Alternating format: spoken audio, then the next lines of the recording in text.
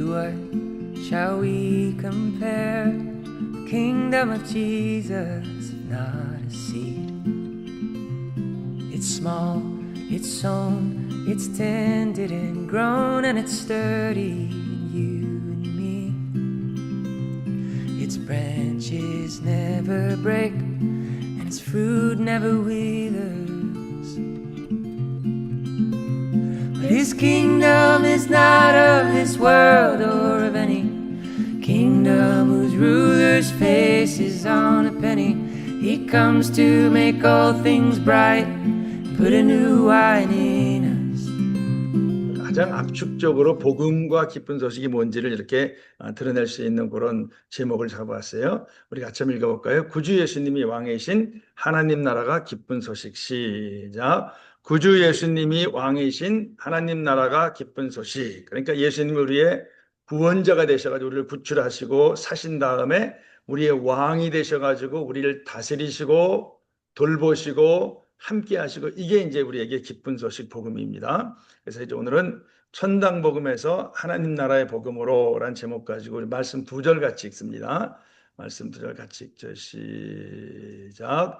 그가 고난 받으신 후에 또한 그들에게 확실한 많은 증거로 친히 살아계심을 나타내사 40일 동안 그들에게 보이시며 하나님 나라의 일을 말씀하시니라. 하나님의 나라를 전파하며 주 예수 그리스도에 관한 모든 것을 담대하게 거침없이 가르치더라. 아멘. 제가 유튜브에서 그 국민의힘과 민주당 그 의원들이 신호의 예배 드리는 걸 이렇게 봤어요. 두 당이 각각 이렇게 따로따로 드리는데, 근데 이제 똑같은 찬송 부르고 똑같은 찬양하고 그다음에 똑같은 성경을 읽고 이제 설교하고 기도하고 하는데, 근데 이제 제 마음속에 든 생각은 뭐냐면은 저 두 이제 설교자 포함해가지고 거기 모인 사람 양쪽이 다 똑같은 하나님, 똑같은 신앙을 갖고 있나라는 생각이 들 정도로 이제 기도와 설교의 내용이 달라요. 그러니까 제가 그걸 보고서는 어떤 생각이 들었냐면은 고민이 떠올랐어요. 뭐냐면은 우리가 믿는 신앙은 뭐냐? 우리가 믿는 신앙은 어떤 것이, 그 신앙의 내용이 뭐냐에 대한 궁금증. 이걸 어떻게 생각하고 어떻게 돼야 되지라는 그런 생각이 들었어요. 자, 트럼프가 이제 올해 1월에 취임을 하고 트럼프 2기를 열었는데 취임 당일날 바로 이제 행정명령을 내렸는데, 그 중에 하나가 뭐냐면은 이제 남녀, 이제 성은 남성, 여성만 있고 제3의 성 없다. 이제 그 행정명령으로 해가지고 제3의 성을 이제 연방과 주정부에서 다 이제 없애버렸어요. 굉장히 옳은 일이에요. 옳고 바른 일입니다. 이제 미국 교회와 미국 교인들의 수건 사업이 그냥 하루 만에 단칼에 해결되어 버렸어요. 얼마나 고민됐던 문제예요, 사실 기독교인들에게. 근데 이 옳고 바른 일을 한 다음 날부터 지금까지 세계를 막 뒤흔들어요. 진짜 뒤흔들어요. 캐나다 총리를 만나가지고는 주지사라고, 미국의 51번째 주가 되고 주지사라고 막 얘기를 해요. 그리고 이제 이 그린랜드, 지금은 덴마크 땅인데 그린랜드가 자기네 거라고, 심지어 이제 군사적으로라도 가져올 수 있다 얘기를 해요. 그러니까 첫날은 되게 좋은 일 했는데 그 다음날부터 막 그냥 여러 나라를 상대로 이제 굉장히 힘들게 해요. 관세 폭탄을 거의 모든 나라에 다 그냥 막 퍼부어요. 뭐 캄보디아는 300%인가 때리고 막 이렇게 했는데, 그냥 작게는 15%에서 크게는 300%까지 막 관세 폭탄을 때리니까 이게 전 세계가 막 힘들어요. 우리도 그렇죠. 일본은 500조 원, 우리는 한 400조 원인가 뭐 이렇게 이제 그걸 달라고 그러고, 그걸 주면은 알아서 투자해서 알아서 갖겠다고 이제 이런 얘기를 해 이렇게요.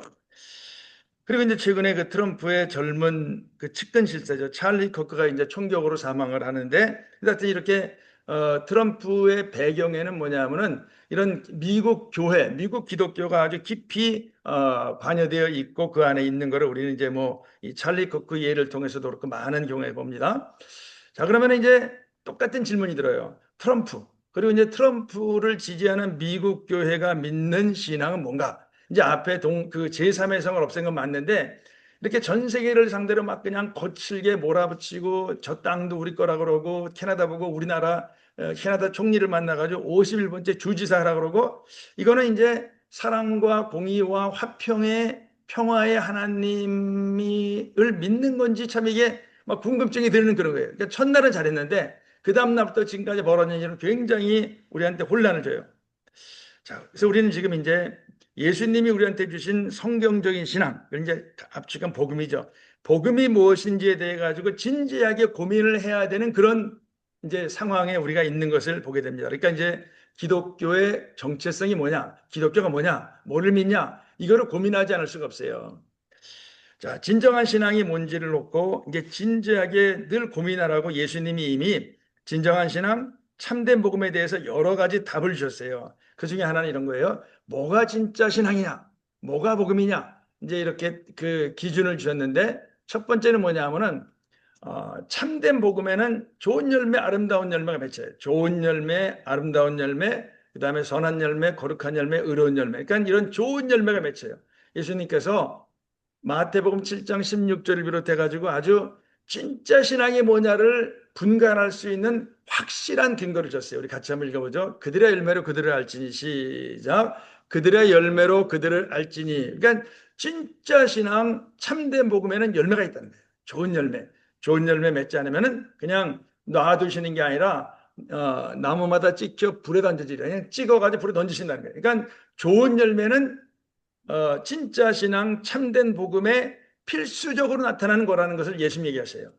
좋은 열매마다 좋은 나무마다 아름다운 열매를 맺고 못된 나무가 나쁜 열매를 맺나. 그러니까 나쁜 열매는 그 사람의 신앙이 좋은 나무에 예수님에게 붙어 있지 않을 수 있다라는 어떤 증거일 수도 있다라는 예수님 얘기하셔요. 18절에 좋은 나무가 나쁜 열매 맺을 수 없고 못된 나무가 아름다운 열매를 맺을 수 없느니라. 그러니까 우리가 지금 이제 우리나라만이 아니라 여러 나라 여러에서 이렇게 벌어지는 신앙을 둘러싸고 벌어지는 일을 생각할 때 열매가 뭐냐를 중시하라는 거예요. 열매가 뭐냐? 좋은 열매 있냐? 아름다운 열매 있냐? 선한 열매, 거룩한 열매, 의로운 열매 있냐 없냐를 보라 그러시는 겁니다. 자, 둘째 기준은 뭐냐 하면은 이제 그것과 이제 반대되는 거예요. 약간요. 뭐냐면은 예수님께서 이제 알곡과 가라지 얘기를 하시면서 알곡은 우리 예수님이 씨를 뿌리세요. 좋은 씨를 뿌리세요. 근데 가라지는 마귀가 씨를 뿌린 씨인데 이 가라지는 마지막에 불살라 버려요. 그런데 이 가라지가 뭐냐? 이 좋은 열매가 아닌 나쁜 열매, 넘어지게 하는 것과 불법을 행하는. 그러니까 이제 불법이라는 건 죄예요. 죄고 넘어지게 한다는 것은 이제 다른 사람이 죄를 짓게끔 죄지라고 그러진 않죠. 근데 이제 죄 지어도 상관없다. 죄 지어도 지장 없다. 뭐 이런 식의 얘기를 통해 가지고 그냥 죄를 짓게끔 이렇게 유도하고 부추기는 거. 이게 넘어지는 거예요. 그러니까 뭐가 옳지 않은 바람직하지 않은 믿음의 증거냐. 그러니까 불법, 죄, 불순종이 많고 그 다음에 넘어지게 다른 사람에게도 함께 불순종과 죄와 불법과 불의로 가게끔 이렇게 부추기는 거. 이게 뭐냐 하면은 위험한 거라는 거예요. 저것도 뭐냐 하면은 불사를 신다는 거예요. 우리 좀 전에 열매에도 불사는 얘기하셨죠. 42절에 풀무불에 던져 넣으리니 거기서 울며 이를 갈게 되리라. 그러니까 좋은 열매의 반대는 나쁜 열매고 나쁜 열매는 곧 뭐냐 하면 이제 가라지라고 이렇게 이름 붙이신 거예요. 자, 근데 그때 반대로 우리는 저렇게 돼야 돼요. 43절 시작. 그때 의인들은 자기 아버지의 나라에서 해와 같이 빛나리라. 귀 있는 자는 들으라. 그러니까 이제 진짜 믿음이 뭐냐? 좋은 열매가 맺히고 반대로 건강하지 않은 믿음 그리고 위험한 믿음 뭐냐? 불법과 죄와 불순종이 이것이 이제 뭐 우리가 없을 수는 없어요. 근데 이게 그냥 지속되고 그거를 자연스럽게 당연시 여기는 그런 거. 그 다음에 다른 사람에게도 그렇게 하게끔 자꾸만 이렇게 그냥 길을 열어주는 거. 이런 게 이제 저런 거예요. 자, 마태복음 7장에 예수님 하신 말씀하고 비슷한 얘기예요. 그날에 많은 사람들이 많은 사람들이 예수님에게 내가 주여 주여 했습니다. 그리고 어떤 사람이 내가 예수님과 함께 밥 먹었고 배웠고 주님의 이름으로 귀신 쫓고 병 고치고 예언하고 능력했습니다. 예수님께서 내가 너 모른다 하리라. 그러니까 뭐냐면은 좋은 열매를 맺지 않으면은 나쁜 열매를 맺으면 뭐냐면 예수님이 바깥 어두운데 내쫓으시거나 아니면 내가 너 모른다 부인하신다는 거예요. 자, 우리 예수님께서 우리에게 이제 분별의 기준을 얘기하셨어요. 열매, 그 다음에 죄의 문제. 근데 이제 세 번째는 뭐냐면은 좁은 문으로 들어가라. 멸망으로 인도하는 문은 크고 그 길이 넓어 그리로 들어가는 자가 많고. 그러니까 여기서 이제 뭐냐면 어떤 게 제대로 된 정상적인 옳은 신앙이냐 아니냐를 이렇게 들어가는 자가 많고 이걸 다수결로 결정하는 거 아니라는 게 다수결. 많은 사람이 이렇게 따라간다고 지지한다고 그게 옳은 거 아니라는 거예요. 그게 아니고 우리 반대로 14절 같이 읽습니다. 시작. 생명으로 인도하는 문은 좁고 길이 협착하여 찾는 자가 적음이라. 그러니까 이 많은 사람이 찾지 않더라도 적은 사람이 찾더라도 그게 옳을 수 있다라는, 그러니까 숫자로 또는 다수결로 판단하지 말아라. 이게 이제 우리한테 예수님께서 옳고 그른 복음이 뭐냐에 대한 진짜 너도나도 복음이에요. 우리 여기 건물 올라다 보면 이제 6층에다가 뭐 무슨 복음이 이렇게 써놨어요. 그러니까 복음이 아니에요. 복음이 아닌데 복음이라고. 그러니까 이상한데도 다 복음이라고 붙여요. 그러니까 복음이 뭐냐가 정말 중요해요. 근데 이 복음이 뭔지를 예수님께서 열매를 보고 알아라. 그 다음에 뭐 이렇게 이 다수결로 정하는 거 아니다. 이제 이런 식의 어떤 예수님이 우리한테 조언을 하시는데, 자, 참된 신앙이 뭐냐?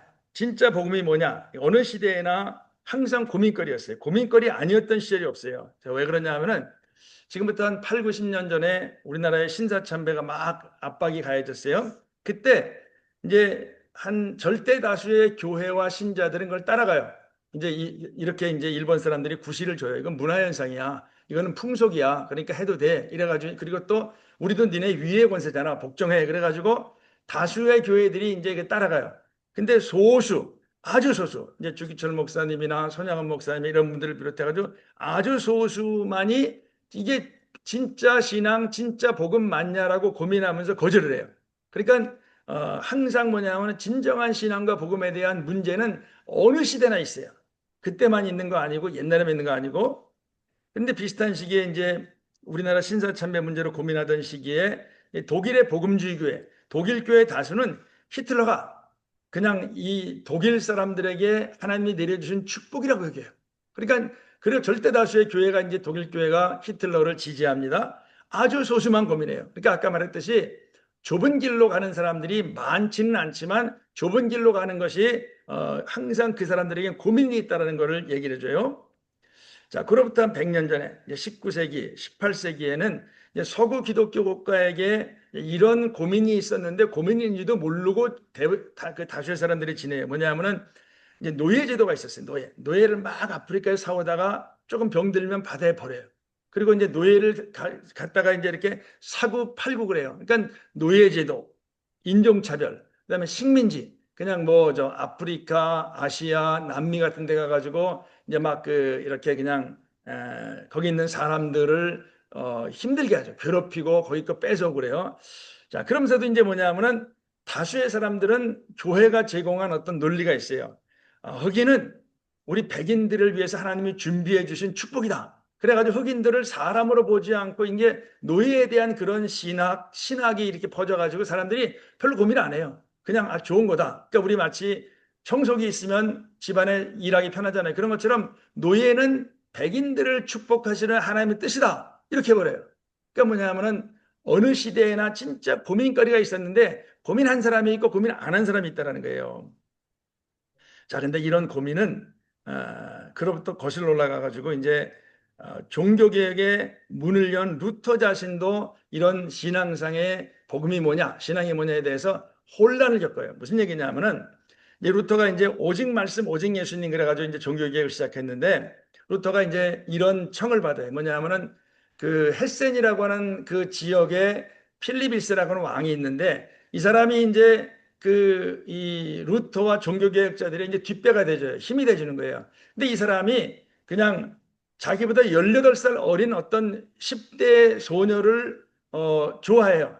결혼하고 싶어요. 근데 자기 아내가 있고 처자식이 있는 거예요. 그러니까 이 사람이 고민하다가 이제 루터한테 물어봐요. 루터가 이제 그 당시 루터의 말이 기준이 되고 이제 이런 상황이니까. 근데 루터가 뭐라 그랬냐면은 이런 아주 진짜 아주 머리 좋다라고 말하기도 그렇고 그런 답을 내네. 뭐냐면 이혼은 나쁜데 중혼보다는 덜 나쁘다. 그러니까 중혼 그러니까 본부인이 있고 자식이 있는데 그 10대 어린아이를 결혼해도 그거는 이혼보다는 낫다. 그래서 괜찮다. 이상한 답을 내놔요. 그러니까 중혼이 이혼보다 덜 나쁘니까 중혼 괜찮다. 이런 답을 내놔요. 루터가. 그러니까 루터 자신도 굉장히 혼란스러운 거예요. 혼란에 빠진 거예요. 이게 이제 왜 그랬는가? 이제 우리 이제 이런 여러 가지 우리 신앙에 나타나는 문제의 원인은 사실은 비슷해요. 그리고 이제 루터의 말에 따라 가지고 루터가 이제 모든 하나님의 백성들은 다 같이 하나님 앞에 동등한 그런 가치가 있다. 그래서 이제 만인제사장 모든 사람이 똑같은 신앙적 가치를 갖고 있다고 말을 해가지고 거기에 막 격려를 받은 독일의 농민들이 그 당시에 도지가 얼마냐면은 60%, 70%, 80%까지 농사를 뺏겨요. 그러니까 농민들이 뭐냐면 이게 옳지 않다는 거예요. 하나님은 동등한 가치를 주셨는데 적어도 20%, 30%, 40% 선으로 내려라. 그래가지고 이제 이 영주들하고 이제 이렇게 갈등이 생깁니다. 몇 가지 제안하는데 영주들이 거절을 해요. 근데 루터가 누구 편을 드냐 하면 이제 농민들은 사탄이다. 그 다음에 이제 뭐 이래가지고 이제 그 영주들이 농민들을 학살할 수 있는 근거를 마련해요. 그래가지고 농민전쟁이 벌어지고 10만 명 정도 되는 독일의 농민들이 이제 죽어요. 그러니까 이 농민전쟁의 경우도 그렇고 중원이 이혼보다 낫다라는 경우도 그렇고 루터 자신도 복음이 뭔지 어떤 게 옳은 신앙인지 막 헷갈리는 그런 상황 속에 빠져버려요. 그 나중에 이제 루터의 목회 후반기에 가면은 루터가 이 시무했던 그 교회가 있는 도시에 보면은 술집, 그 다음에 뭐 여러 가지 이런 많은 부작용이 굉장히 많아요. 그럼 왜 이런 문제가 생길까? 왜 루터 자신도 이런 혼란을 겪었을까? 자, 근데 이런 이혼과 중혼의 문제, 그 다음에 농민전쟁을 둘러싼 이 루터의 혼란의 원인은 뭐냐면은 뭐가 옳고 그른지에 대해 가지고 판단을 잘못 내린 거죠. 그러니까 이혼도 나쁘고 중혼도 나쁜 건데 루터가 이제 그런 묘안을 만들어가 준 거예요, 이렇게요. 그러니까 어느 시대에나 이렇게 이 그 어떤 영향을 미칠 수 있는 사람은 그런 딜레마에 빠질 수 있다라는 예를 이제 루터가 사실은 보여준 거죠. 자, 그러니까 옳고 그름에 대한 판단과 결정을 잘못했어요. 근데 그 이유는 뭐냐면은 루터 자신이 종교교회 가면서 이제 세우는 게 있잖아요. 믿기만 하면 구원받고 천당 간다. 그러니까 뭐냐면은 이혼이든 중혼이든 이거는 사실은 구원받고 천당 가는데 지장 없다는 거예요. 그러니까 뭐냐면은 중혼을 얘기해가지고 그 사람에게 길을 열어줘요. 그러니까 이 사람은 합법적으로 뭐냐면 두 철을 거느리고 사는 그런 왕이 되어버렸으니까 루터에게 많은 도움을 줬던 사람이죠. 이 종교개혁을 되게 지지했던 사람이었었어요. 자, 루터가 이제 이렇게 믿기만 하면 구원받고 천당 간다. 이런 맥락에서 이제 야고보서를 막 성경에서 제거하려고 그래요. 그런 야고보서에는 2장에 보면은 행함 없는 믿음은 죽은 믿음이다. 그리고 이제 믿음과 행함이 같이 간다. 이런 구절들이 있으니까 너무나 명백하게. 근데 사실은 그런 얘기는 예수님은 수도 없이 하셨어요. 그 다음에 요한도 베드로도 다 해요. 근데 이 야고보의 얘기는 너무나 아주 명백하게 그걸 딱 집어서 얘기하니까 이제 야고보서를 지푸라기 서신, 쓰레기 서신 그래가지고 성경에서 독일의 성경에서 뺄라고 할 정도로 이제 그러니까 이 루터의 믿기만 하면 구원받고 천당 간다. 여기서 이제 그런 어떤 옳고 그름에 대한 판단을 잘못 내리게 된 어떤 시작이 된 게. 그러니까 뭐냐면은 루터에게는 순종하고 행하고 순종하는 게 오래가면 열매가 맺히죠. 순종하고 행하고 열매 맺는 것이 구원받아 천당 가는데 별로 상관없다라는 그런 견해가 있으니까 차이는 뭐냐 하면은 중은 괜찮아.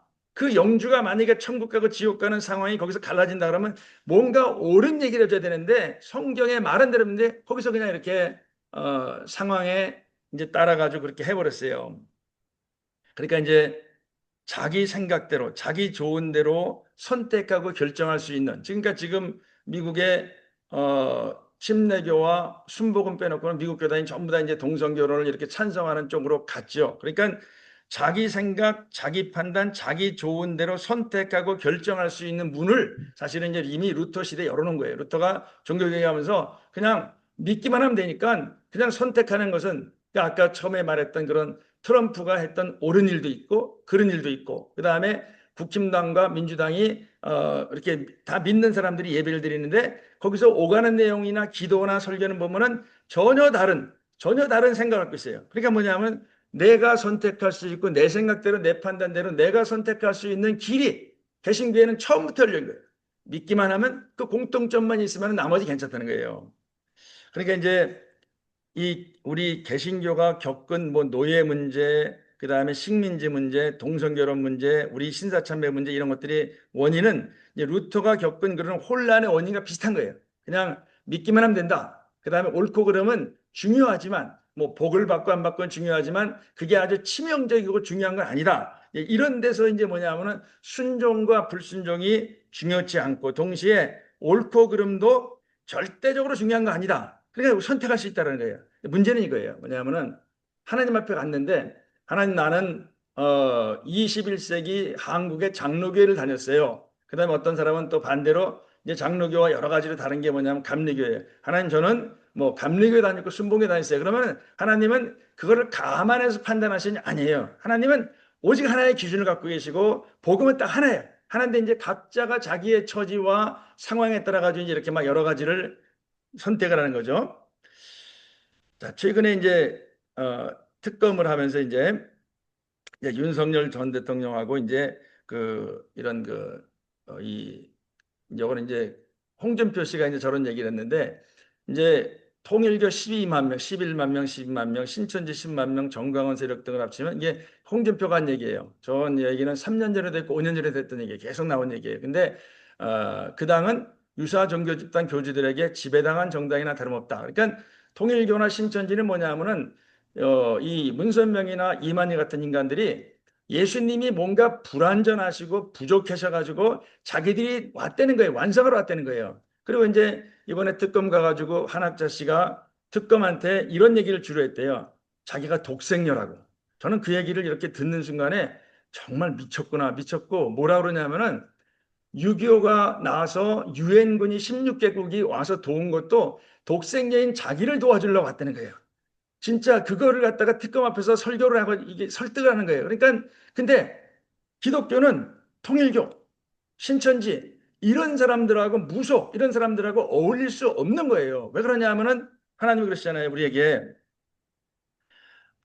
하나님 외에는 다른 신 두지 말아라. 우상 숭배하지 말아라. 하나님의 이름을 망령되게 부르지 말아라. 이렇게 이제 엄연하게 하나님 우리한테 요구하시고 우리는 마땅히 여기에 부응해야 되는데 그러면 통일교 신천지 무속 이런 거하고 같이 한 이 굴레에 있다? 이거는 말이 안 되는 거예요. 근데 이거를 제가 이제 지난번 대선 있기 3일 전에 주일에 설교 때 뭐 저는 이렇게 누구를 뭐 이런 얘기 안 하고 뭐 그 얘기 했었죠. 뭐냐면 신천지 통일교 무속이나 이런 사람들은 이런 선거나 이런 정치를 통해 가지고 자기들이 영향력을 확보를 하고 자기들이 합법적으로 정당하게 이렇게 사회에 더 나가기 위해 가지고 이걸 이용한다. 그러니까 이제 그거를 경계하고 그거를 염두에 두고 우리가 이 땅에 살아야 된다. 이제 이런 얘기를 이제 제가 했었는데 제가 특별히 유난히 많은 정보가 있었던 게 아니에요.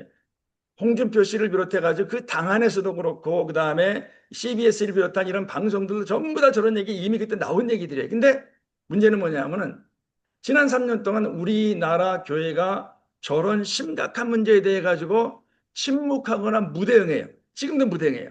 이거는 뭔가 우리한테 이거 우리 지금 문제 있는 거 아니야라는 생각을 가져야 맞아요. 왜 그러냐면은 그 문선명, 한학자, 이만희 어떻게 이런 사람들하고 또 무속 이런 사람들하고 우리 교회가 나란히 서가지고 같이 갈 수, 이거는 그럴 수 없는 거예요. 이건 절대로 그러면 안 되는 거고 저거 하나를 보고 우리는 저거 옳지 않다라고 말해야 되는 건데 3년 동안 우리는 그냥 딱 침묵 또는 무대응으로 지냈어요. 그러니까 우리한테 과연 하나님은 이 시점에서 무엇을 말씀하시나를 우리는 아주 진지하게 생각을 해야만 되는데 우리 예수님이 이런 말씀을 하세요. 이렇게 얘기를 하세요.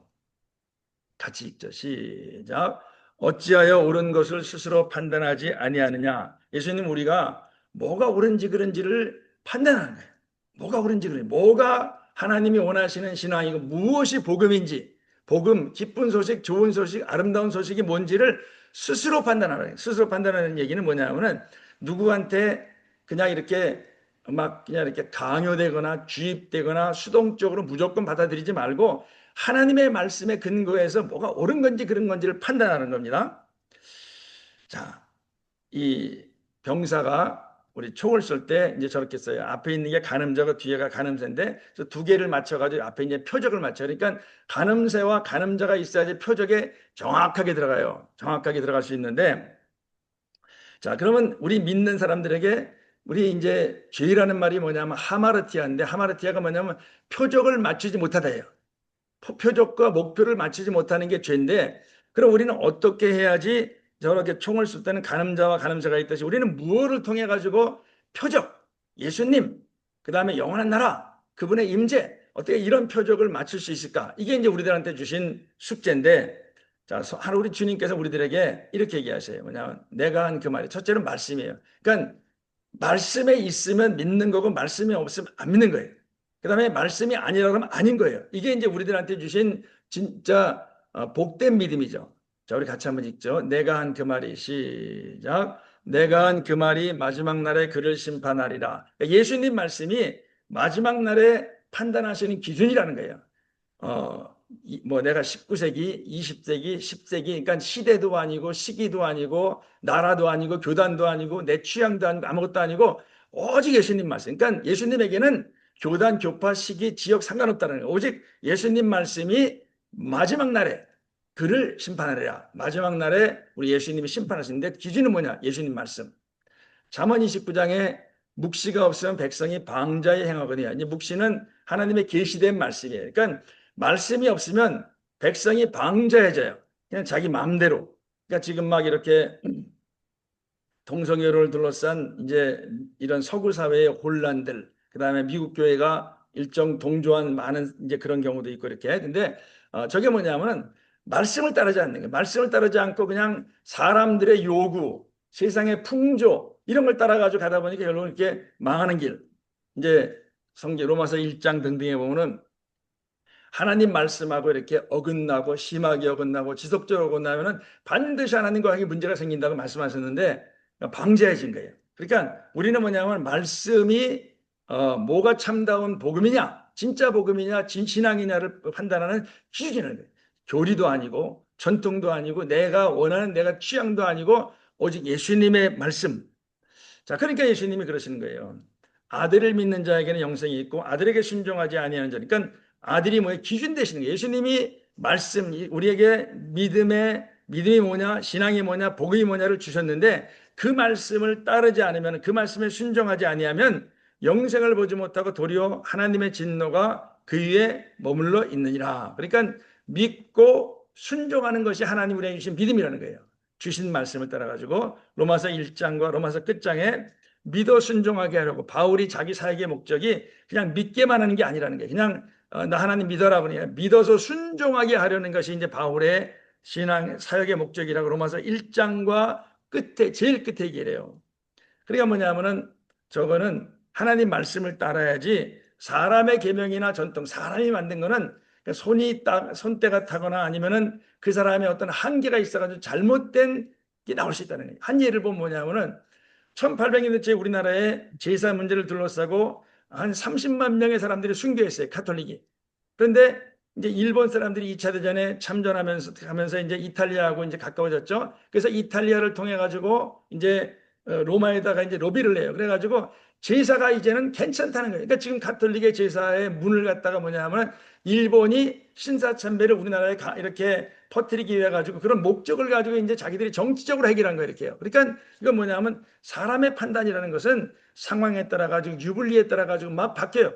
그러니까 우리들에게 예수님 말씀만이 기준이다라는 것을 우리에게 말씀을 하시고 자, 두 번째 뭐냐 하면은 두 번째 기준은 이성이에요. 이성. 우리가 이제 잘못 이해를 해가지고 이성을 막 이렇게 그 이성 우리한테 주신 이 생각하고 판단하고 이런 능력을 갖다가 그냥 믿음하고 반대되는 것은 아니에요. 이성은 믿음의 보조되는 거예요. 그러니까 하나님께서 말씀을 주시고 그 말씀을 우리에게 이성도 성령님이 도와주시고 그리고 우리에게 이성을 주시는 것은 뭐냐면 이성을 가지고 생각하는 거예요.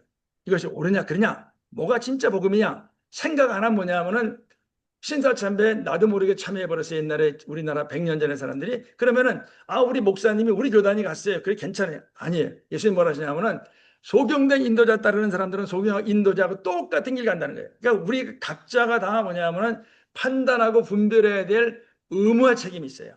의무와 책임이. 근데 하여튼 이성 없는 걸 짐승이라 이성 없는 짐승이라고 해요. 함석권 선생님이 그랬어요. 생각하지 않는 백성은 망한다. 그러니까 이건 다 맞아요. 그러니까 우리가 요즘에 보이스피싱 얼마나 교묘하게 나와요. 그런데 생각하지 않으면 속아요. 생각한다는 건 뭐냐면은 말씀을 이성을 가지고도 우리가 하나님 주신 이런 생각과 이성과 판단력을 가지고 이성은 하나님이 우리에게 주는 생각하는 도구예요. 이성이 없으면 안 돼요. 이성이 없으면 한학자 씨 같은 경우 그런 거죠. 이만희 같은 그런 경우죠. 뭐냐면 가서 자기가 검찰 앞에 가서 독생자라고 말하면 자기 도움되나 안 되잖아요. 그리고 뭐 변호사비를 어떻게 마련할 거냐 했더니 교회 돈 갖고 변호사비 하면 된다. 그건 다 횡령에 해당되는 거예요. 그러니까 아무 말이나 막 하는 거예요. 왜냐하면 이성이 작동하지 않는 거예요. 이성은 생각의 도구고 때로는 브레이크 같아가지고 절로 가지 마라 이렇게 우리를 붙잡아 주게 돼요. 또 하나가 뭐냐면 양심이에요. 양심.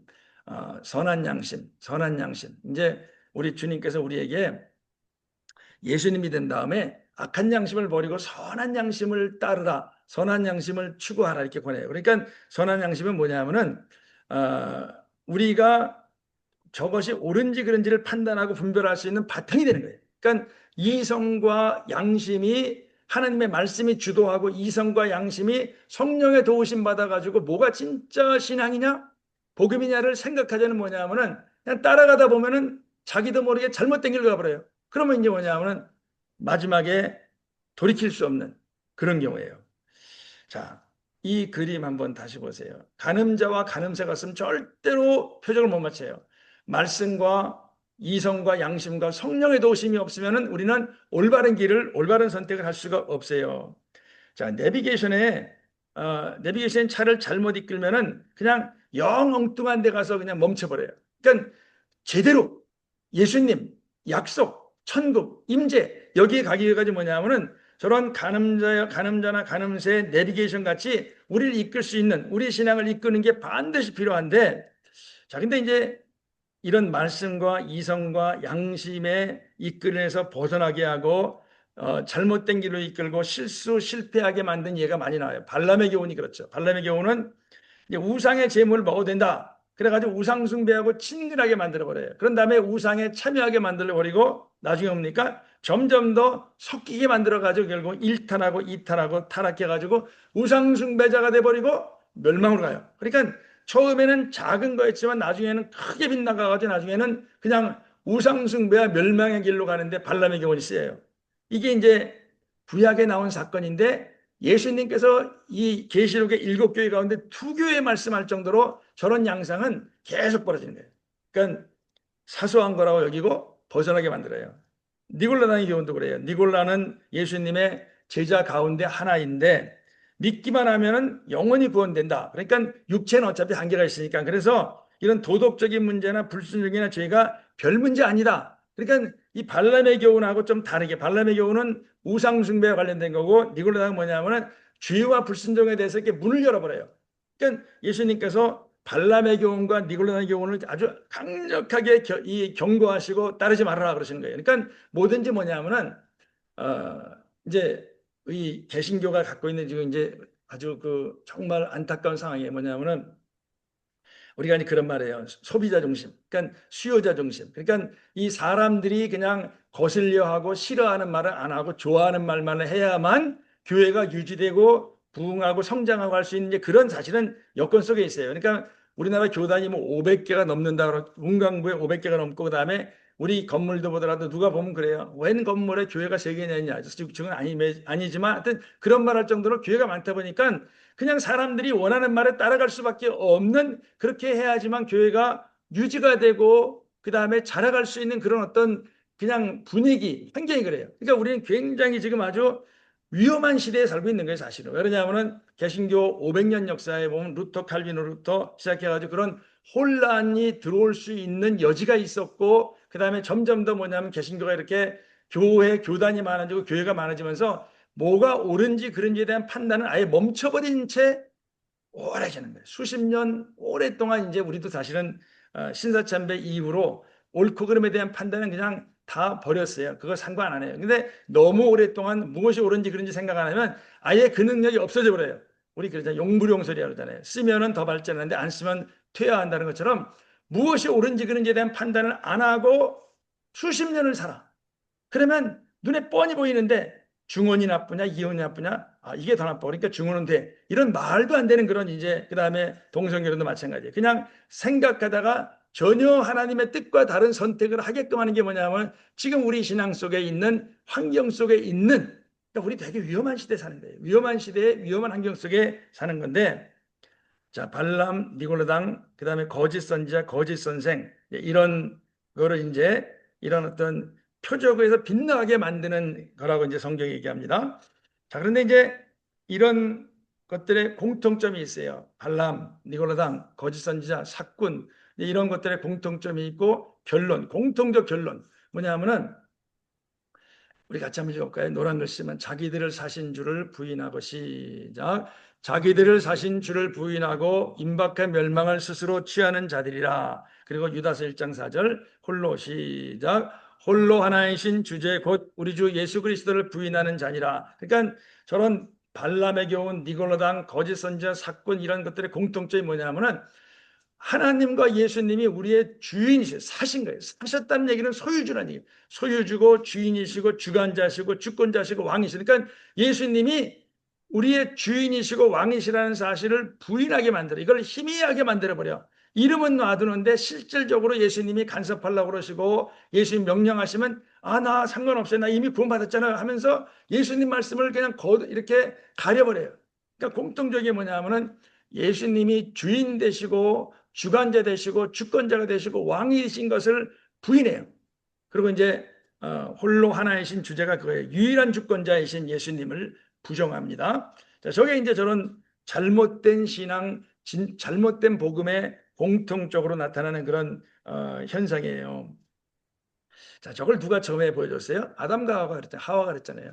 뱀의 말 듣고 하나님 말씀을 따르기 원하지만 동시에 마음속에 욕심이 있고, 마귀가 그 욕심을 부추겨가지고 결국 이제 하나님으로부터 떨어지게 됐죠. 그러니까 이런 잘못된 복음과 잘못된 신앙의 공통적인 게 뭐냐면 다 부정 안 해요. 신천지, 뭐 안상홍 다 처음부터 영 딴 거, 뭐 코란, 불교 경전 같다 하지 않아요. 성경을 가지고 막 얘기를 하다가 혼돈스럽게 해가지고 어딘가 어느 지점에 딴 데로 싹 빼버려 이렇게요. 그러니까 뭐냐면은 이 부분적으로 하나님 말씀 받아들이고 어떤 거를 부정을 해요. 그러니까 예를 들어 가지고 그 이만희가 왜 과천을 고집하느냐? 청계, 맑은 계곡이 성경에 나오는 신의 산이라는 거예요. 이건 말이 안 되는 얘기인데 그 사람들이 그걸 받아들여요. 그냥 좀 말이 안 돼. 그다음에 이 한학자는 자기가 독생녀라는 거예요. 그럼 뭐냐면은 아버지가 없는 거예요. 그러니까 이 기록 인터넷에 보면은 어머니 이름은 나오는데 아버지 이름이 없어. 이런 말이 안 되는 짓을 따라들이 따라가는 거예요. 부분적으로 뭔가를 결정적으로 부정해버려요. 부정하고 부인하고. 그러니까 여기서 뭐가 우리한테 하나님 주신 것 의미는 뭐냐면은 예수님이 나의 구원자, 구주 예수님이 왕이신 하나님의 나라가 기쁜 소식. 이제 우리 제목 그렇겠는데 구주 예수님께서 이제 왕이 되셔야 되는 거예요. 주한이가 이제 훈련소를 마치고 오주 마치고 이제 김포에 있는 포병부대로 배치가 됐어요. 그러면은 훈련소 들어가면 훈련소 마치고 그 다음에 가서 이제 자대에 가가지고 자기 직무에 관련된 거를 공부를 하고 배우고 이래가지고 그 일을 하는 게 이제 군대 입대 목적이잖아요. 그러니까 우리가 하나님께 용서를 받고 죄사함 받고 하나님의 자녀의 신분이 된 것은 그 다음에 어떻게 살아라고 하는 것을 우리가 배우고 주님 말씀 듣고 나가는 게 우리의 그 다음에 삶이에요. 이렇게 결혼식을 엄청나게 휘황찬란하게 했어요. 근데 그 결혼식 이후의 삶이 만약에 그 결혼식의 휘황찬란함과 너무나 다르게 흐르는 경우 봐요. 제가 이렇게 보는데 그럴 수 있어요. 그러니까 뭐냐면 중요한 건 뭐냐면 시작이 중요한 게 아니에요. 시작이 중요하지만 시작한 다음에는 그 다음에 이어지는 것들이 중요한 건데, 구원자 예수님 우리를 구원하셨으면 그 다음에는 그분이 나의 왕이셔야 돼요. 나의 주권자 왕이 되셔야 돼요. 그러니까 하나님의 나라 복음이 왜 중요하냐? 하나님 나라 복음은 죄사함 받아서 예수님 우리의 구주가 되세요. 근데 구주가 이제 왕으로 우리를 다스리시는 게 이게 하나님 나라 복음이에요. 그러니까 이런 우리가 흔히 말하는 천당 복음은 일정 부분은 맞지만 그걸 가지고 죽을 때까지 써먹기에는 너무나 뭔가 이렇게 이 모자에 빠진 게 많다라는 거예요. 자, 구원파가 그렇게 했잖아요. 믿기만 하면 천당 100%다. 확정된 거고 불변이고 불가역적이다. 그러니까 결론이 뭐냐면은 거기서 죄나 불순종 상관없다. 이런 결론을 해요. 그러면은 믿기만 하면 100% 천당 간다는 그 천당 복음이 맞냐 위험하냐. 자, 근데 이런 걸 생각해 봐야 돼요. 내가 처음 믿은 다음에 하나님은 그 다음 날부터 내가 죽을 때까지 나한테 이게 꼭 필요하다, 이게 꼭 필수적이다, 이건 꼭 있어야 된다라고 말하시는 게 없을까? 없으면은 만약에 내가 예수님 믿을 때 그냥 죽을 때까지 천당에 100% 간다는 걸 믿어도 돼요. 그 천당 복음을. 근데 내가 어느 날 이제 구원파들이 그래요. 뭐년 뭘 모시에 언제 내가 예수님을 깨달았다. 그래서 그날 이후로 자기는 완전히 새로운 존재. 그러니까 천국에 100% 간다고 믿어요. 근데 그 사람들 말이 그렇게 예수님 처음 믿은 이후에 예수님이 우리한테 이런저런 얘기를 하시는데 그게 이거 필수다. 이거 꼭 필요하다. 이거 있어야 된다. 라고 말하시는 게 없으면 상관없어요. 근데 처음 믿은 다음에 죽을 때까지 그 중간 기간에 우리한테 얘기하시는 게 있으면 그러니까 예를 들어 결혼을 하면은 이제 배우자 그다음에 자녀들과의 어떤 이런 신의 성실의 원칙이라도 서로를 성실하게 대하는 게 필요해요. 회사에 들어가면은 그 회사는 나한테 급여를 주고 내가 성장할 수 있는 기회를 주는 동시에 나는 그 회사한테 정직하게 일을 해야 될 의무가 있어요. 마찬가지로 뭐냐면 예수님 믿은 다음에 뭔가 우리한테 주님이 원하시는 게 있는데 그 원하시는 게 이거 필수다 라고 말하는 게 있으면은 그 믿기만 하면 100% 천당 간다는 말이 다 안 맞을 수 있는 거예요. 그 다음에 어떻게 살아야 될지를 이렇게 얘기를 하셔요. 자, 먼저 뭐냐면은 처음 믿던 날 다 결정된 게 아니라는 거예요. 예수님께서 그날에 예수님 다시 오시는 날, 주의 날, 그 다음에 하나님의 구원의 날, 진노의 날. 그러니까 이날 오셔가지고 구원할 자 구원하시고 진노에 대해서는 진노에 던져버리시고 근데 그날에 많은 사람이 적은 사람이 아니라는 거예요. 아까 넓은 길 얘기했지만 많은 사람이 주여 주여 우리가 주의 이름으로 선자 노릇하고 주의 이름으로 귀신을 쫓아내며 주의 이름으로 많은 권능을 행하지 아니했나이까. 근데 예수님께서 내가 너 모른다. 바깥 어두운데 내가 쫓아 슬피 울며 일가이 되리라 그러세요. 그러니까 뭐냐면은 처음 믿은 그 순간 그날 이후에 그날까지의 삶에 뭔가 주님 보신 게 있다는 거예요. 그게 뭐냐면은 고린도서 5장 10절에 우리 너무 중요하고 우리가 많이 했지만 한번 읽어봅니다. 이는 시작. 이는 우리가 다 반드시 그리스도의 심판대 앞에 나타나게 되어 각각 선악간에 그 몸으로 행한 것을 따라 받으려 함이라. 그러니까 우리가 다 여기는 고린도 교회 교인이요 전부 다 반드시는 예외 없이 그리스도의 심판대 앞에 나타나게 되어서 예수님은 구원자이시기도 하고 왕이시기도 하고 동시에 심판자, 재판관이세요. 그러니까 그 시기 때문에 우리가 거기 선다. 그래서 각각 선악간에 그 몸으로 그러니까 우리가 각자가 선악간에 선을 몸으로 행한 몸이 있는 동안에 살아있는 동안에 선을 행한 거 악을 행한 것 따라 받으려 함이라. 저게 뭐냐면 저렇게 얘기를 예수님도 얘기하셨고 바울도 얘기를 하는데 그 얘기 뭐냐면 믿는 순간에 100%, 1000%, 10,000% 확정 불가역적이다고 말하는 것은 그건 믿기만 하면 천당 간다는 얘기는 너무나 많은 성경 구절을 빼버려야지만 성립 가능한 얘기거든요. 저런 성경 구절이 있는데 어떻게 그렇게 누가 말한다라 이걸 그냥 단정적으로 확정적으로 받아들여요? 그건 마음은 편하죠. 근데 사실은 마지막 순간에 울며 불며 큰 후회를 하게 될 일인 거예요. 한 번만 있는 게 아니에요. 많이 있어요. 선한 일을 행한 자는 생명의 부활로 악한 일을 행한 자는 심판의 부활로 우리 마태복음 25장 같이 읽습니다. 시작. 그들은 영벌에 의인들은 영생에 들어가리라. 누가 영벌에 들어가 누가 영생에 들어갑니까? 우리 오늘 남성교회 마태복음 25장 저 부분을 읽을 건데 양과 염소예요. 양, 지극히 작은 자한테 예수님 대하듯이 선대한 사람은 영생에 지극히 작은 자들을 외면하고 무책임하고 거짓 나사로의 주인과 같이 살았던 사람은 영벌에 들어가. 그러니까 뭐냐면은 그 처음 믿을 때 모든 게 100%, 1000%, 10,000% 확정되고 불가역적인 게 아니란 얘기예요. 그러니까 믿기만 하면 천당 간다는 얘기를 그냥 그 얘기를 그냥 받아들여. 꼭 뭐 같으냐면은 보이스피싱, 사기꾼. 우리 아버지가 동네 자기 친구의 동생인데 정말 말을 잘해요. 얼마나 기름 바른 듯이 말을 잘해요. 그 사람 말을 듣고 그 사람이 형님한테 좋게 해드릴게요. 그래가지고 인감도장 달라고 그러지. 인감도장을 줬더니 이 사람이 우리 재산을 다 팔아먹었어요. 그러니까 무슨 얘기냐면은 아무리 좋은 얘기라고 하더라도 성경과 다르면 받아들이지 말아야 돼요. 그 다음에 나를 위해서 또 뭐냐면 내가 잘 믿고 내가 천국에 가는 길을 걸어가는데 뒤에 오는 자녀들이 그 길을 따라가잖아요. 그러니까 나를 위해서 사랑하는 이들을 위해서 뭐냐면 우리는 영생의 길을 걸어가야 되고 좁은 길. 그 다음에 주님 말씀대로 살아야 되는데 마태복음 21장에 그래요.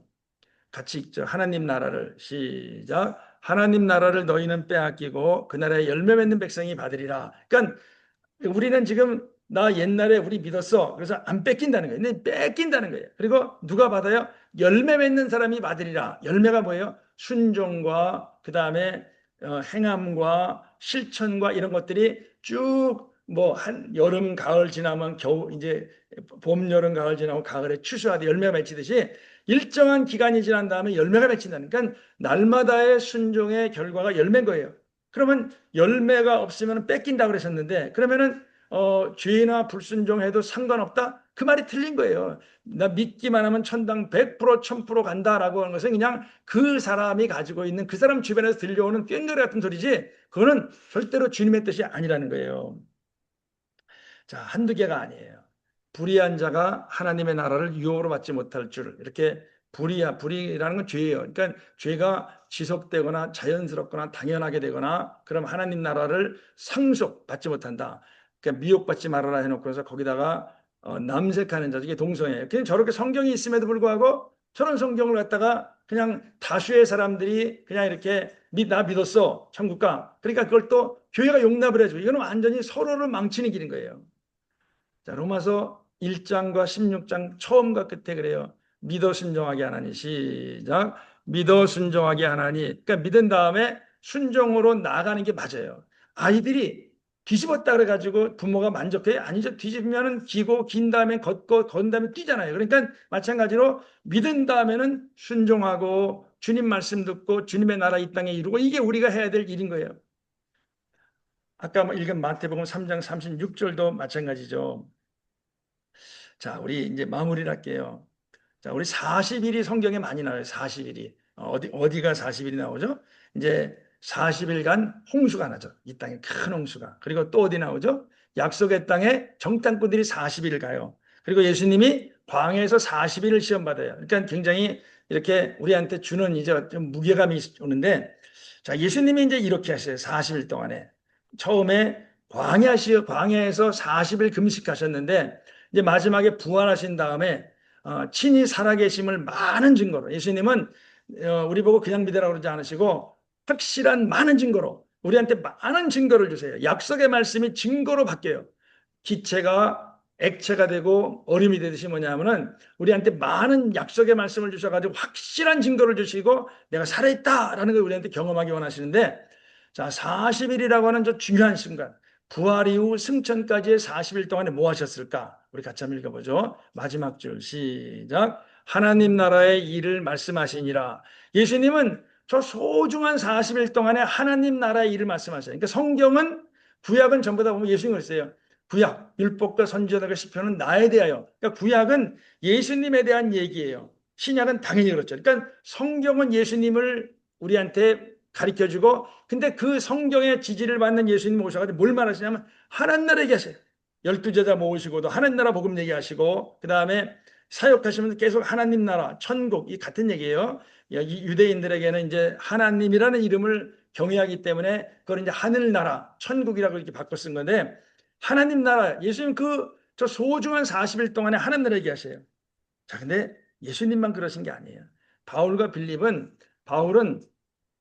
로마에서 2년 동안 저 일을 해요. 하나님 나라를 증언하고 예수에 대하여 권하더라. 그러니까 하나님 나라와 예수는 바울이 로마에서 2년 동안 했던 일이에요. 그리고 31절 같이 읽죠. 시작. 하나님 나라를 전파하며 주 예수 그리스도에 관한 모든 것을 담대하게 거침없이 가르치더라. 그러니까 바울의 로마에서 2년은 딱 그냥 하나님 나라와 예수님이에요. 근데 저게 딴 얘기가 아니에요. 왜냐하면 예수님이 구주요, 왕이시요, 심판자시요, 임재하시는 분이시요, 우리에게 승리신, 우리 6가지 그런 것처럼 이렇게 예수님에 관한 모든 것을 담대하게 거침없이 가르치더라. 그러니까 바울은 하나님 나라의 왕이신 예수님을 중심으로 하고 예수님을 그냥 가르친 거예요. 그러니까 우리 신앙은 예수님이 99.9%, 예수님의 순도가, 예수님이 우리의 믿음 속의 이 함량이 많은 말씀이 뭐냐면 이게 온전한 주님이 주시고자 하는 믿음인 거예요. 그래서 바울은 하나님 나라와 예수님. 근데 빌립이 사마리아에 갔어요. 사도행전 8장에. 그때도 그래요. 같이 읽죠. 빌립이 시작.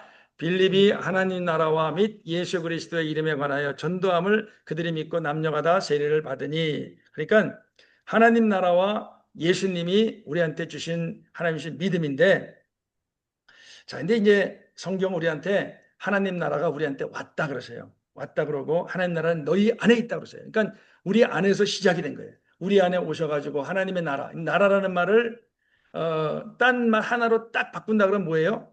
제가 누차 말씀드렸죠. 나라가 뭐로 바꿀 수 있을까요? 이제 그 나라라는 말이 그 당시 우리 이제 옛날에 뭐 신라 시대에 무슨 이렇게 무슨 노래 같은 거 보면은 이 낱말이 옛날엔 저런 뜻이었다. 영어도 옛날에 보면은 300년 전, 500년 전 의미가 조금씩 다를 수가 있어요. 근데 나라라는 말이 예수님이 이 땅 계시고 성경이 기록되던 저 때에는 나라란 말이 어떤 낱말하고 지금 우리가 쓰는 말하고 비슷하다고 제가 두차 말씀드렸는데, 이거를 우리가 확실하게 알아야지만 뭐냐면은 믿기만 하면 천당 간다는 그 천당 복음을 넘어서서 그거를 첫 발자국으로 해가지고 하나님 나라 향해서 나갈 수가 있고, 하나님 나라 안에 뭐예요? 의와 기쁨과 평안 주시고 이 모든 것 풍성히 주시고 하나님 나라의 모든 것들이 우리에게 오는데 영생에 들어가고 이렇게 있는데, 자, 나라가 그냥 딱 이게 나라라는 말을 100%딱 맞출 수는 없을 거예요. 근데 이 나라라는 말이 어떤 낱말하고 가장 근사하다고 제가 말씀드렸어요. 제가 이 얘기는 무지 많이 드렸는데, 뭐죠? 나라가 그러니까 예수님이 우리를 통치하시고, 그 다음에 우리는 그 예수님에게 순종하고, 그러니까 통치와 순종, 우리에게 오셔가지고 우리를 다스리시고, 그러니까 임재와 통치. 근데 다스리신 가운데 뭐가 있냐면 돌보심이 있어요. 부모가 자식을 이렇게 거두잖아요. 그러면 자식이 여러 가지 돌보잖아요. 돌보고 보호하고 공급하고 있듯이 그분은 우리를 다스리세요. 다스리신 가운데는 보호하심도 있고 돌보심도 있고 공급하심도 있고 위로도 주시고 기쁨도 주시고 교제도 하시고 이런, 그러니까 다스리신 가운데 그런 많은 좋은 게 있어요. 그러니까 임재와 통치. 우리는 뭐예요? 순종. 그러니까 통치와 순종은 주님이 우리한테 주신 그게 복음이라는 거예요. 우리 저 옆에 있잖아요. 복된 좋은 소식, 내 하나님께서 통치하신다. 조금만 같이 읽죠. 시작. 복된 좋은 소식, 내 하나님께서 통치하신다. 그러니까 하나님이 통치하시는 게 복음이라는 거예요. 하나님이 왕으로 임명하신 예수님이 우리를 다스리시는 게 이게 복음이 기쁜 소식이라는 거예요. 그렇죠? 해방되고 일본 사람 통치자가 아니라 우리나라 사람, 우리가 선거로 뽑은 통치자들이 우리 다스리는 게 우리한테 그게 좋은 소식이잖아요. 마찬가지로 뭐냐 하면은 마귀가 괴롭히고 속이고 죽이려고 했는데, 마귀가 속이고 죽이고 빼앗았는데, 이제 우리 예수님이 오셔가지고 우리를 피값 주고 사셔가지고 내가 너의 주인이다, 내가 너의 구원자다, 주인이다 하시면서 내가 너의 주인이야, 내가 너를 다스리는데, 너무나 선하신 왕이에요. 선하신 왕이고 죽기까지 사랑하신 왕이시고 완전한 왕이세요. 그러니까 이분이 우리의 주인이 되셔가지고 다스리시는 것, 이게 복음이라는 거예요. 복음은 예수님 믿고 시인하고선 천당에 100%딱 가는 것, 이것은 복음의 시작이고 복음의 끝이 뭐예요? 영생의 나라 들어가는 거예요. 중간이 뭐냐면 중간은 그분의 통치를 받고 그분의 돌보심 받는, 그분이 오셔가지고. 자, 이거 하나를 보고 마칠게요. 자, 이게 우리가 새벽기도 같은데 늘 이렇게 보던 건데, 하나님의 나라는 이제 예수님의 왕국이에요. 이게 사실은 왕국인데 여호와의 증인들이 왕국이라는 말 쓰니까 우리가 안 쓰는데, 사실 우리는 왕국이라고 이해해요. 나라와 왕국 벌써 느낌이 달라요. 나라는 그냥 뭔가 느슨하기도 하고, 그다음에 백성과 국민이 뭔가 좀 더 발언권 있는 거. 근데 이제 이 킹덤 오브 갓, 킹덤 오브 크라이스트는 예수님이 우리의 왕이시고 그 나라는 왕국이에요. 그래서 하나님의 나라는 뭐냐면 구원받아가지고 용서받아가지고 시작이 돼요. 마무리가 영생의 나라 들어가는 거예요. 그럼 중간에 뭐냐면 그분이 오셔요. 마태복음 28장 내가 너희와 항상 함께 하리라.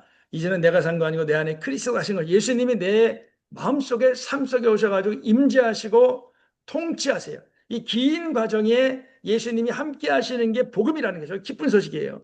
그러면 중간에 뭐냐면 통치하실 때 순종하면은 우리를 회복시켜 주세요. 교제도 회복시켜 주시고 돌봐주시고 사명도 회복시켜 주시고 모든 회복, 그리고 저 과정에 열매가 맺혀요. 그리고 마지막에 영생의 나라에 넉넉히 들어가는 자, 가까스로 들어가는 자, 못 들어가고 거절되는 자, 이렇게 나뉘어요. 이렇게요. 자, 하나님 나라의 열매, 현상, 저런 걸 주신다는 거예요. 위로해 주시고, 팔복에 나오죠. 땅을 기업으로 주시고, 배부르게 하시고, 긍휼하게 주시고, 하나님을 보게 하시고, 하나님의 아들이라고 불러주시고, 신의 성품과 형상을 조금씩 회복해 가고, 성령님 안에서 의와 기쁨과 평강을 누리고, 마지막에 치유 승리하고, 저게 이제 복음이라는 거예요. 그러니까 복음은 내가 예수님 믿었어, 용서받아서 거기서 거기에 끄떡이고 끝나는 게 아니라, 그게 그 너무나도 영광스러운 시작, 너무나 아름다운 시작을 통해서 그 다음에는 그분이 나를 다스리시고 돌보시고 나는 그분에게 순종으로 반응하고, 이게 뭐냐, 우리한테 복음이라는. 그러니까 복음에 대한 생각만 바꿔도 우리의 삶에 하나님의 역사가 더 많아요. 하나님이 훨씬 더 우리에게 임재하시고 우리는 그분을 더 확실하게 두려움이나 불안감이나 이런 거 없이 그분이 우리의 삶을 넉넉히 주관해 주시고, 많은 약속하신 것들은 뭐예요? 기도의 응답부터 풍성한 삶으로부터 여기 있는 것들 있죠. 이런 많은 것들이 우리의 삶에 오신다는 거예요. 그래서 우리 오늘 꼭 뭐냐면은 천당, 믿기만 하면 천당 간다는 그 천당 복음을 시작으로 해가지고 하나님 나라 복음으로 빨리 뭐냐면 우리의 생각을 확실히 바꿔가지고 예수님이 임재하시고 통치하신다. 나는 거기에 순종한다. 따라간다. 이게 우리한테 주신 복음이요. 기쁜 소식이요. 아름다운 소식인 것을 알고 복음이 뭐냐? 누가 물어보면 하나님의 나라. 이 구주 예수님이 왕이신 왕으로 다스리시고 돌보시는 하나님 나라 복음이다라는 것을 우리가 우리 자신부터 확실하게 그 생각을 가지고 다른 사람에게 나눠주는, 전해주는 그런 우리 모두의 삶이 되길. 그래서 우리 자신이 너무나 처음에 얘기했듯이 너무나 혼돈스러워요. 우리나라도 미국도 막 혼돈스러워요. 뭐가 옳은지 그런지 사실은 너무나 혼돈스러워요. 여기서 우리는 하나님의 나라가 복음이다. 예수님 왕이신 하나님 나라가 복음이다라고 하는 분명히 가지고 나갔을 때 우리의 삶에는 흔들림이 없고 빗나감이 없고 어긋남이 없고 열매가 풍성히 맺힐 것이고 우리는 저 영원한 나라에 넉넉히 들어가는 하나님의 정말 예비하신 아름다운 축복이 이 자리에 있는 모두 우리가 살아가는 모두에게 있기를 예수님의 이름으로 사모하고 축복합니다. 기도합니다. To what shall we compare? The kingdom of Jesus, not a seed. It's small, it's sown, it's tended and grown, and it's sturdy in you and me. Its branches never break, and its fruit never withers. But His kingdom is not of this world or of any kingdom whose ruler's face is on a penny. He comes to make all things bright, put a new wine in